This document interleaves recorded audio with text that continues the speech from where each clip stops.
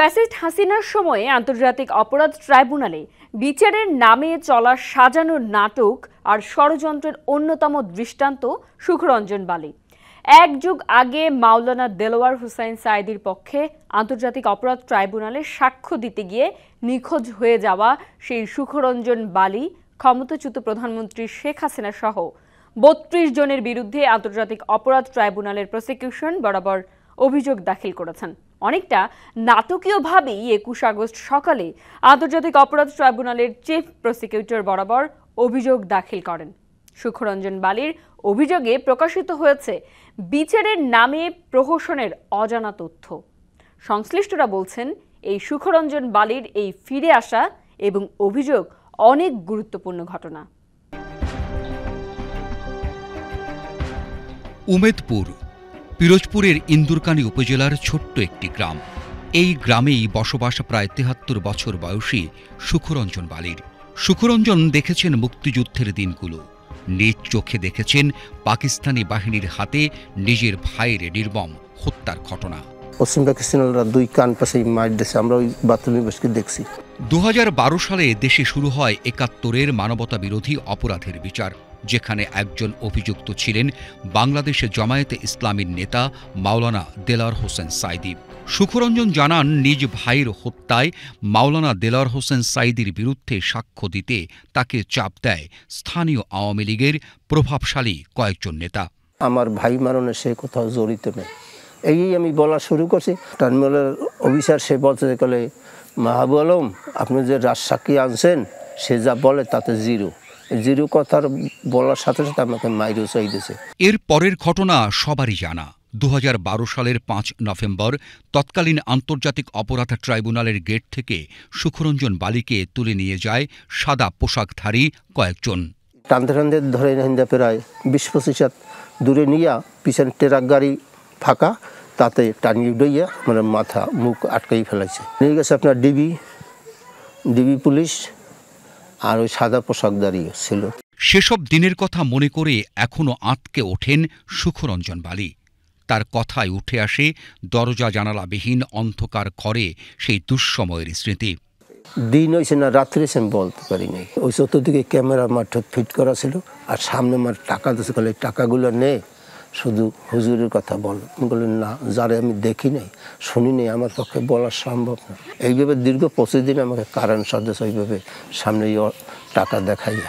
একসময় ছাড়া পান সুখরঞ্জন, তবে তা ছিল শুধুই ভয়ঙ্কর আরও এক নতুন দুঃসময়ের শুরু। চোখ বেঁধে গাড়িতে তুলে তাকে নিয়ে যাওয়া হয় ভারত সীমান্তে। বিজিবি সদস্যদের উপস্থিতিতে তাকে জোর করে তুলে দেওয়া হয় বিএসএফের হাতে। ওইখান থেকে চক্ষু বানিয়ে গাড়িতে উঠেছে, প্রাইভেট গাড়িতে উঠানোর পরে সকালে উঠেছে, সমস্ত দিন ওই গাড়ি চালাইছে। বাংলাদেশ ওই ভারত, মানে এইখানে যে দাঁড়াই করাইছে ওই পথের মাথায় আর কি আপনার বিএসএফ বসা, তারাই নিয়া মানে ২ হাত ধরে টানতে টানতে নিয়ে ওই বিএসএফের হাতে দিছে। হাতে দেওয়ার পরে আমাকে সব মাইর দৌড় দিয়েছে। তখন বলে শিগগির হাট, বলে হাটমুখী, আমি এত জ্বালা সহ্য না, আমার এসে মারিয়ে ফেলেন, আমার কষ্ট সহ্য না। এরপর ২২ দিন তাকে রাখা হয় ভারতের বসিরহাট কারাগারে। পরের প্রায় ৫ বছর সুখরঞ্জনকে রাখা হয় দমদম জেলে। থানা নিয়ে গেল রাত্র ১২টা-১টার সময়। নেওয়ার পরে ওইখানে রাখার ভোর ৭টা-৮টার সময় দিয়ে আবার বসিরহাট কোর্ট বা জেল ওইখানে দেশে। বসিরহাটের পরে মানে খুব অসুস্থ দিয়া দমদম কারাগারে নিয়ে গেল ২২ দিন। আমি ছিলাম দীর্ঘ ৫ বছর। ২০১৮ সালে আন্তর্জাতিক মানবাধিকার সংস্থার সহযোগিতায় ছাড়া পান সুখরঞ্জন বালি। এরপর থেকে ২০২৪ সালের ৫ আগস্ট পর্যন্ত সুখরঞ্জনকে দেশে কাটাতে হয়েছে পলাতক জীবন। এখন উমেদপুর গ্রামের ছোট্ট এই ভাঙা ঘরটি সুখরঞ্জন বালির ঠিকানা। নিজ অপহরণ ও গুমের ঘটনায় আন্তর্জাতিক অপরাধ ট্রাইব্যুনালের প্রসিকিউশনে গত ২১ আগস্ট অভিযোগ দায়ের করেন সুখরঞ্জন বালি। দীর্ঘদিন নীরব থাকার পর এবারই প্রথম প্রকাশ্যে অভিযোগ করলেন এবং ঘটনার বিচার দাবি করেন তিনি। এখানে আসছি আমি সাঈদী সাহেবের যে সত্য সাক্ষী নিয়ে আমাকে বন্দি অপহরণ করছে, সেই সাক্ষী আমি সত্য সাক্ষী দিতে আমি আসছি। আমি সত্য বিচার চাই। সুখরঞ্জন বালির আইনজীবী জানান, এই ঘটনায় দায়ী 4 জন রাষ্ট্র ক্ষমতায় থেকে মানবাধিকার লঙ্ঘন করেছেন। নিরীহ একজন নাগরিক শুধু সাক্ষ্য দেওয়ার কারণে গুম ও নির্যাতনের শিকার হয়েছেন। সেই দিনে সেই দৃশ্যটা ছিল এই যে ওনারা যখন গেট পাস দিয়ে ঢুকছিলেন তখনই সাদা পোশাকধারী একদল পুলিশ তাদের গাড়িতে ঘিরে ধরে তাকে আমার হিন্দি গাড়ি দিয়ে বাইর করছে। তখন অ্যাডভোকেট মিজানুল ইসলাম সাহেবের সামনেই তার অন্য যে অ্যাডভোকেট আনসারি সাহেবের সামনে তাকে টেনে হিস্টে নেমেছে এবং পুলিশ তাকে মারধর করে বলেছে আমরা তোকে খুঁজতেছিলাম। তারা যে ভাষায় কথা বলেছে সেই ভাষাগুলি আজকে আমরা আমাদের এই এফআইআর কমপ্লেন পিটিশনে আমরা সেখানে কোট করেছি। তাকে মেরে ধরে এরপরে টেনে হেসে পাশের একটি সাদা মাইক্রোবাসে তুলে নিয়েছে। মাইক্রোবাসে তুলেই তাকে চোখ বন্ধ করে তাকে নিয়ে গিয়েছে, চোখ বন্ধ করে তাকে অজ্ঞাত স্থানে নিয়ে গিয়েছে। তিনি যেটা হিসাবটা বলেছেন যে 3 মাসের চেয়ে 13 দিন কম, তার মানে 2 মাস 17 দিন তাকে একটি অন্ধ প্রকোষ্ঠে তাকে বন্ধ করে রেখেছে। এই জায়গাটা কোথায় এটা তিনি বলতে পারেন না। ছোট্ট একটি কুঠুরি, তিনি যে বর্ণনা দিয়েছেন যে ছোট্ট একটু আলো শুধু ছিল আর কিছুই ছিল না। এরপরে তাকে একদিন এটা বলতে পারে নাই, হাত পা বেঁধে তাকে সীমান্তে নিয়ে গিয়েছে, সারাদিন গাড়ি চলেছে। উনি বলেছেন যে তাকে এরপরে বিএসএফ এর কাছে হস্তান্তর করেছে।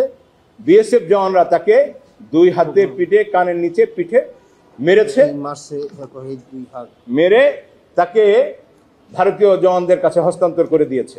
মোট 32 জনকে আসামি করে অভিযোগটি ট্রাইব্যুনালে দায়ের করা হয় বলে জানান সুখরঞ্জন বালির আইনজীবী। আমরা এখানে 1 নম্বর আসামি করেছি শেখ হাসিনাকে, যিনি এই রাষ্ট্রযন্ত্রের প্রধান ছিলেন। আমরা সুরেন্দ্র কুমার সিনহা, আপনারা নিশ্চয়ই জানেন, একটি কথা মনে আছে যে এসকেপি কেলেঙ্কারির সময় যে বিষয়টি ছিল যে কোনো একজন বিচারপতিকে, এই ট্রাইব্যুনালের চেয়ারম্যানকে, যাকে আমরা 3 নম্বর আসামি করেছি, যাকে উনি নির্দেশনা দিয়েছিলেন এই ঘটনার সাথে আমরা যেটুকু তথ্যপত্র পেয়েছি, উনি যেহেতু সরাসরি জড়িত ছিলেন, সুরেন্দ্র কুমার সিনহা সাবেক প্রধান বিচারপতি, তাকে আমরা 2 নম্বর আসামি করেছি। নিজামুল হক নাসিম, যিনি চেয়ারম্যান ছিলেন, তাকে আমরা 3 নম্বর আসামি করেছি।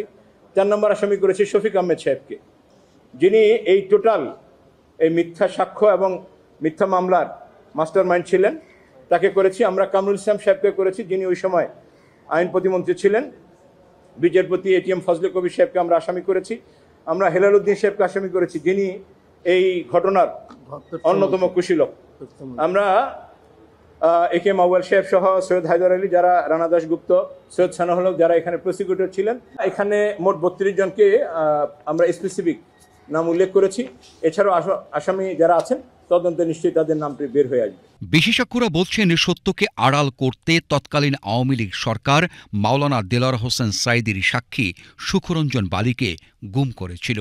এই সুখরঞ্জন বালি ওই যে হত্যা মামলার কথা অভিযোগে নিয়ে আসা হয়েছিল, তারই আসলে স্টার উইটনেস ছিল।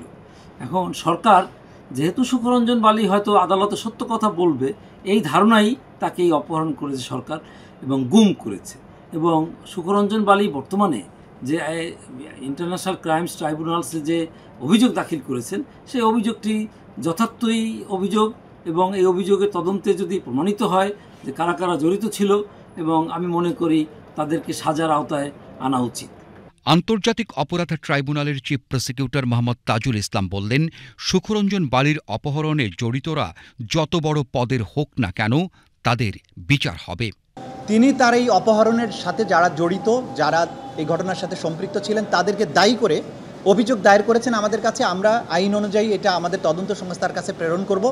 তদন্তের মধ্য দিয়ে যা কিছু যার বিরুদ্ধে অভিযোগ প্রমাণিত হবে তার বিরুদ্ধে আমরা ফরমাল চার্জ দাখিল করব। আমরা দেখব না যে কে কত বড় পোস্টে ছিলেন, কত বড় পোস্টে আছেন। এখানে যেমন সাবেক প্রধানমন্ত্রী আসামি হয়েছেন, প্রধান বিচারপতিও হতেই পারেন। যদি তার বিরুদ্ধে সম্পৃক্ততা পাওয়া যায়, যদি আইনমন্ত্রীর সম্পৃক্ততা পাওয়া যায়, তদন্ত শেষে আমাদের তদন্ত সংস্থা সেই অনুযায়ী রিপোর্ট দিলে আইন সেই অনুযায়ী অগ্রসর হবে।